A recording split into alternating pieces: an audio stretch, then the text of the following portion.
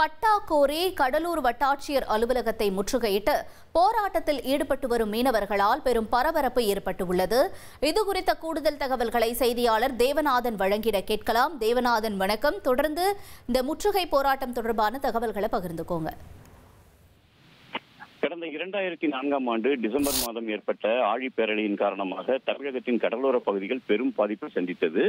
அதேபோல் கடலூர் மாவட்டத்திலும் ஏராளமான மக்கள் உயிர்களையும் உடைமைகளையும் இழந்து தவித்தனர். ஏராளமானோர் தங்களது வீடுகளை இழந்த நிலையில அப்பொழுது தமிழக அரசுக்கு பல்வேறு தன்னார்வலர்களும் தொண்டு நிறுவனங்களும் உதவி புரிந்து தமிழக அரசுடன் சேர்ந்து பல்வேறு இடங்களிலும் வீடுகள் அவர்களால் கட்டித்தரப்பட்டது. தனித்தனி வீடுகளாக இந்த வீடுகள் கட்டித்தரப்பட்ட நிலையில அதுல தற்போது அவர்கள் குடியேறியிருக்கிறார்கள். இந்த வீடுகள் பார்த்தோம் அப்படின்னா 21 ஆண்டுகள் ஆகியும் அவர்களுக்கு பட்டா வழங்கப்படவில்லை என்பது நீண்ட நாளே ஒரு குற்றச்சாட்டாக இருக்கிறது.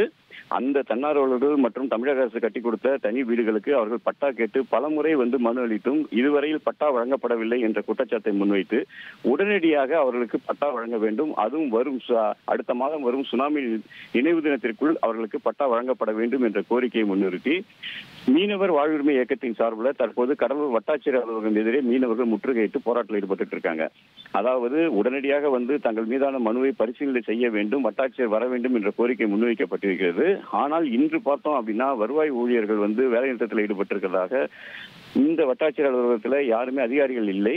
இருந்தாலும் காவல்துறையினர் வட்டாட்சியரை வரவழைத்து அந்த மனுவை பெறுவதற்கான ஏற்பாடுகளை செய்திருக்கிறார்கள். வட்டாட்சியர் மனுவை பெறும் வரை தங்களது போராட்டத்தை நாங்கள் பின்வாங்க போவதில்லை என்று மீனவர்கள் தரப்பில் தெரிவிக்கப்பட்டிருக்கிறது.